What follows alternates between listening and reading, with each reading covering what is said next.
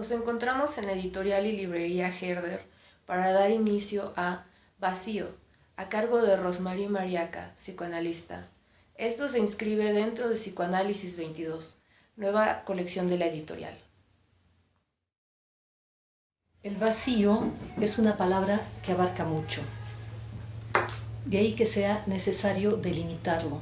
Se aborda el problema del vacío en el arte, en la arquitectura, en la filosofía, en la física, en psicoanálisis. Y es justamente debido a esto que durante los primeros meses del año 2009, el Centro Georges Pompidou presentó una exposición muy particular denominada Vacío. Exhibieron el trabajo de 9 artistas que durante el siglo XX estuvieron trabajando este tema. Abordaron la problemática presentando 9 salas vacías, absolutamente vacías, no había nada que ver, y esto es lo que se encargaba de transmitir el señor que cobraba la entrada, 10 euros, asegurándose de que los interesados en entrar tuvieran muy claro que al entrar ahí no había nada que ver, anticipándose a algo que ocurría muy a menudo, y es que las personas salían molestas. Entonces imagínense entrar a una sala vacía, recorrerla, pasar a otra sala vacía, siguiente sala vacía, y así sucesivamente. Esta exposición fue propuesta a varios museos conocidos en Europa, no solo en Francia, que una vez enterados del tema de la exposición se rehusaron. No veían el objetivo del asunto o directamente no se atrevían a cobrar por mostrar nada. El Centro Georges Pompidou entendió la propuesta por ser el museo de arte contemporáneo que es, de vanguardia. 9 salas absolutamente vacías donde no hay nada que ver. Pero, ¿nada que ver? Habían puertas, paredes, ventanas, personas, miradas, reacciones, sombras. ¿Dónde está el vacío? ¿Cómo ubicarlo? ¿Cómo concebirlo? ¿Cómo hablar de él? ¿A partir de la decepción de una expectativa? ¿Cómo acercarse a la idea de lo que es, dado que al no ser visible no existe aparentemente? Además, en muchas ocasiones, si es que se llega a vislumbrarlo, lo evitamos. De ahí que formular preguntas al respecto es pertinente. Es una búsqueda de figuración, de simbolización. Cabe mencionar que pagar por ver un espacio vacío es interesante. De repente se hace visible el hecho que no es necesario entrar al museo para presentificar el vacío. Está en la calle, está en todos lados. Es decir, que lo que se vio en esas salas vacías, de repente se puede ver en cualquier otro lugar, a veces. Y curiosamente hubo gente, y al parecer no poca, que pagó por ver esta exposición. Para algunos fue una experiencia molesta, y me parece una reacción natural por varias razones. Imaginaron que algo había, y algo había, pero no lo que esperaban.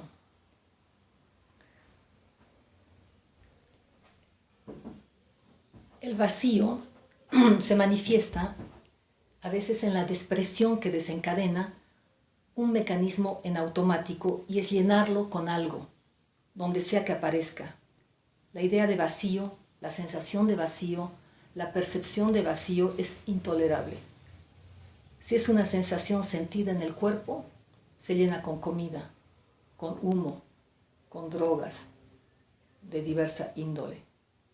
Si es vista en un muro, se lo llena con fotos, con libros, con macetas, Si es una idea, se lo llena con creatividad, con poesía, con literatura, con cuentos. Si una niña de 8 años se les acercara para preguntar, explícame, ¿qué es el vacío? ¿Cómo se lo explicarían?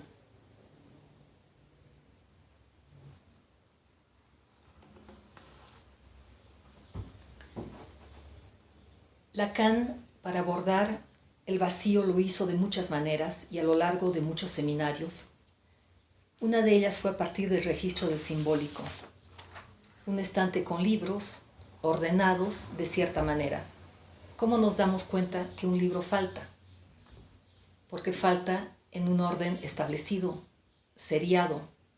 Un estante con libros numerados del 1 al 10, falta el 9. Nos damos cuenta que falta el 9 porque hay un vacío entre el 8 y el 10. Aunque no estén numerados, están puestos en el librero. Falta 1, se nota porque deja un vacío según un orden establecido. Se percibe. En el caso de un estante o un librero muy desordenado, son tantos libros puestos de cualquier manera, ¿cómo darnos cuenta que falta uno? Porque lo compramos, lo tuvimos alguna vez y sabemos que ya no está ahí. Pensamos que está en algún otro lugar. Falta. Es el orden simbólico el que introduce la falta y produce un efecto de vacío. De modo que falta y vacío no es lo mismo. Esto nos remite a la idea que el vacío es algo que se da cuando se tuvo algo y luego falta. Es decir, estuvo antes, de lo contrario, no faltaría. Entonces, ¿el vacío no existe? ¿Es únicamente algo creado en la medida en que se produce previo a haberlo tenido?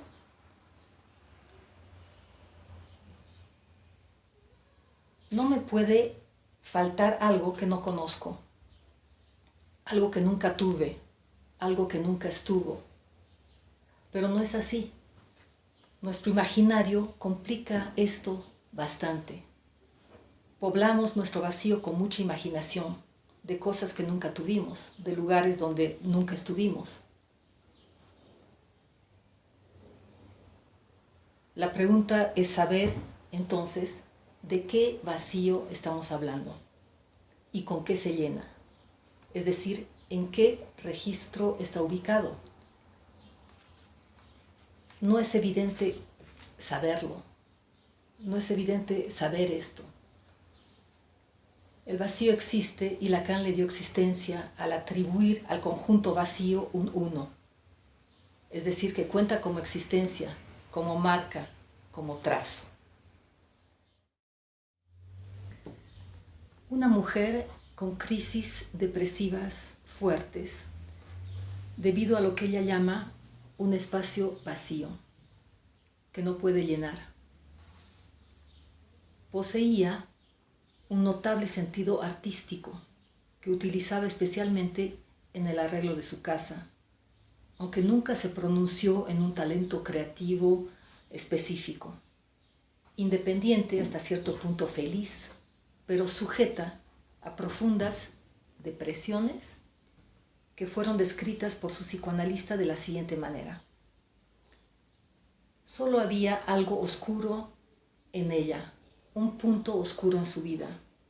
En medio de una felicidad que era natural en ella, de repente se sumergía en una profunda melancolía, una melancolía suicida.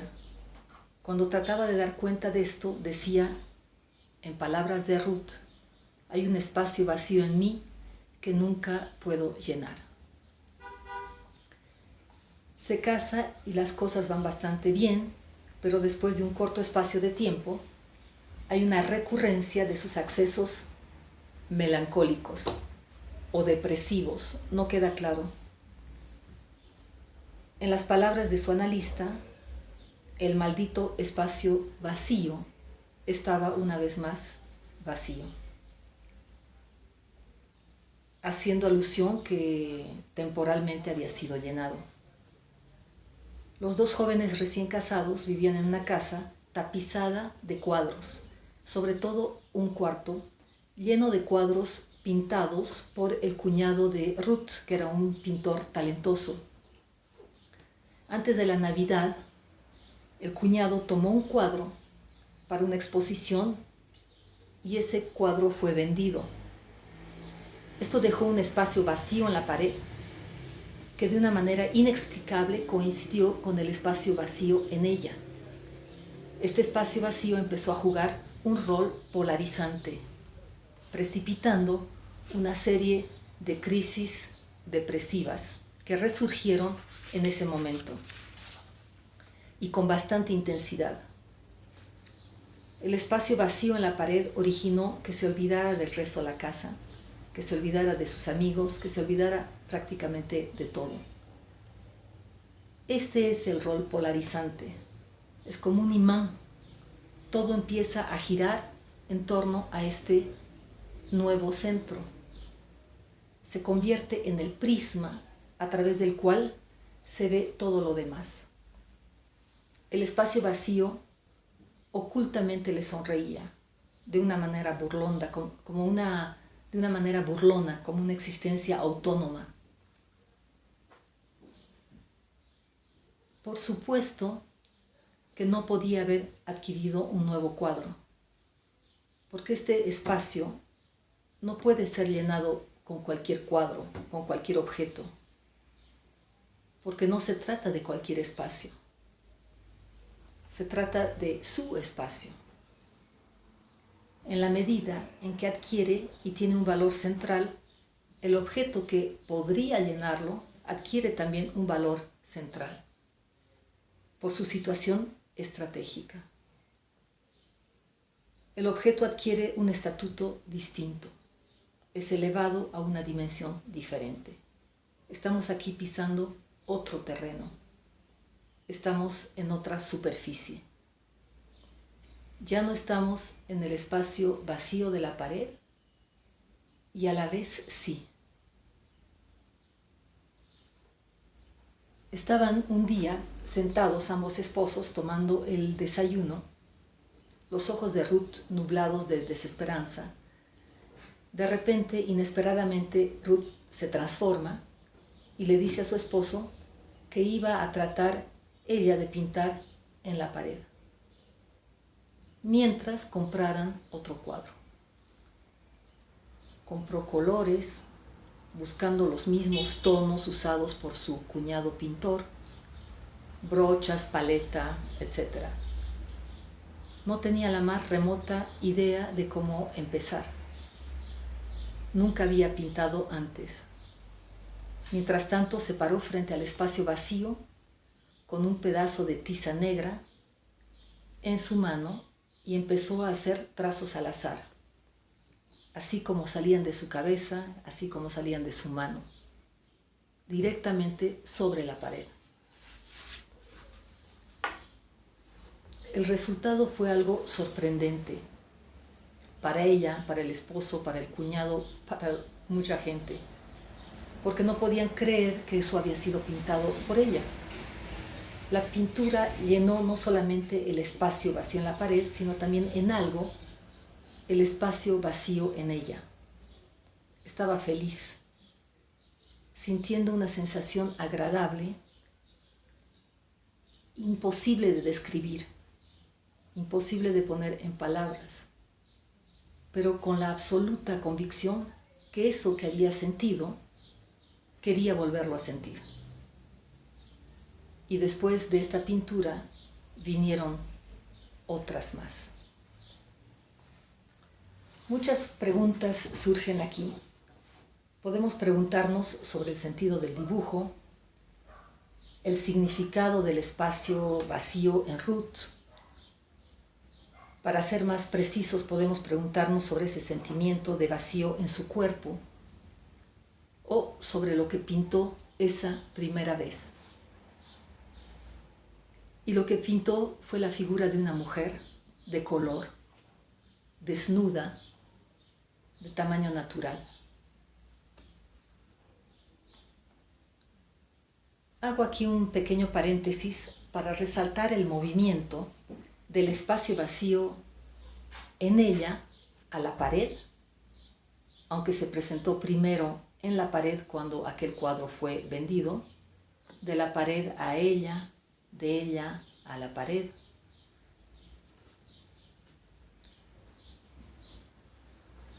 El dibujo no es cualquiera. Pintó a Josephine Baker. Cabe resaltar la nominación del espacio vacío en un significante cristalizante que la absorbió. Josephine Baker no es cualquier personaje. Fue una cantante negra de los años 20, sex symbol de la época en el que se jugaron todo tipo de discriminaciones. Ser negra, cabaretera, mujer en los años 20 en Francia ha debido ser algo difícil.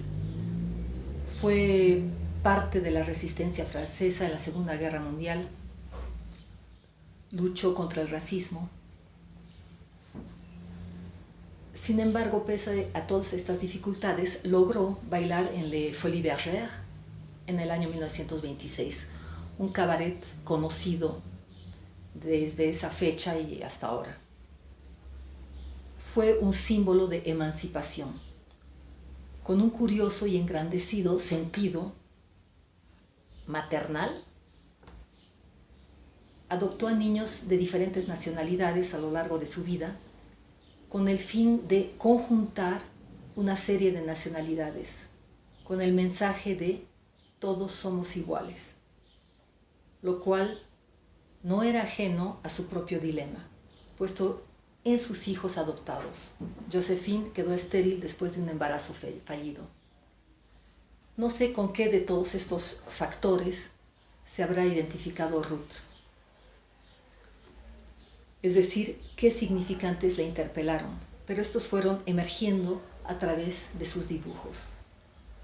Un primer dibujo disparó una serie de otros relacionados y otros no tan relacionados. En los cuadros que siguieron pintó retratos, pintó a una mujer muy vieja con toda la carga de la edad, la desilusión, la resignación de los años avanzados, culminando con el renacimiento, el regreso del día, la imagen de su propia madre en los años más destellantes. Muchos de estos dibujos remitían al cuerpo, a la maternidad, a la muerte. Ruth nunca tuvo hijos, fue contagiada de gonorrea por su primer esposo y se volvió estéril. Curiosamente, el apodo de toda su vida fue Baby. Una sexualidad discriminada por una gonorrea. Se pueden vislumbrar algunos significantes. Josephine Baker, cuerpo, estéril, muerte. Este primer dibujo tuvo el mérito de llenar un exterior a partir de un interior expresado, pero en continuidad. Algo del dibujo hizo sentido en Ruth, en algún lugar. La localización en la pared permitió ubicar, contornear ese vacío en la medida en que pudo visualizarlo. Y una vez visualizado, localizado en la pared, pudo plasmar algo. Este vacío presentaba algo velado, pero en la superficie. Velado y visible a la vez.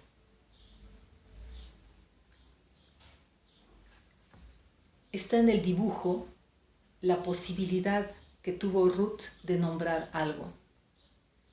Y digo nombrar con un dibujo porque lo pintado en el cuadro le permitió nombrar Josephine Baker. Y me quedo escuchando Josephine Baker. Josephine Baker. Si lo pronuncio en español, Josephine Baker. Me remite a yo, sé, fin. Si lo pronuncio en francés, Joséphine, me remite a Joseph y a fin. Baker es totalmente inglés, de modo que por ahí fluyen los sonidos de otra manera. Pero Ruth era de origen danés, de modo que había que escuchar cómo lo pronunciaba ella, qué es lo que realmente importa, es decir, a qué le remitía a ella Josephine Baker.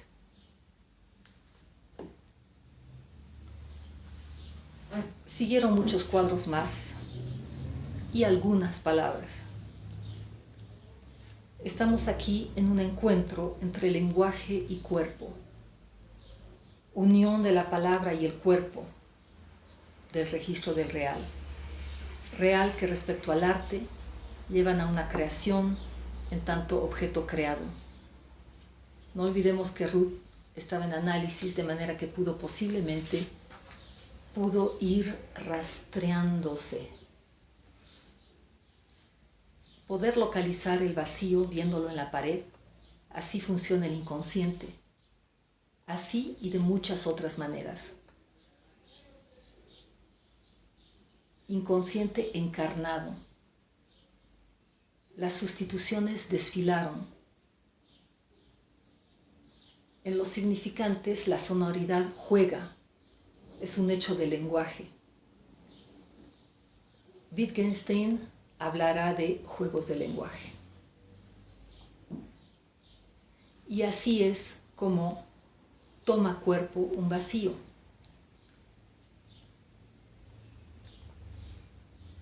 Quiero aclarar que no puedo decir mucho más por no tener mayores elementos sobre Ruth. Esta historia fue publicada en el International Journal of Psychoanalysis en los años 20 y fue comentado por Melanie Klein. Vacío y síntoma. Esta vez fue una depresión o melancolía, no queda claro. Otras veces será una tos, una pérdida de la voz, problemas de coordinación motora, de sensibilidad,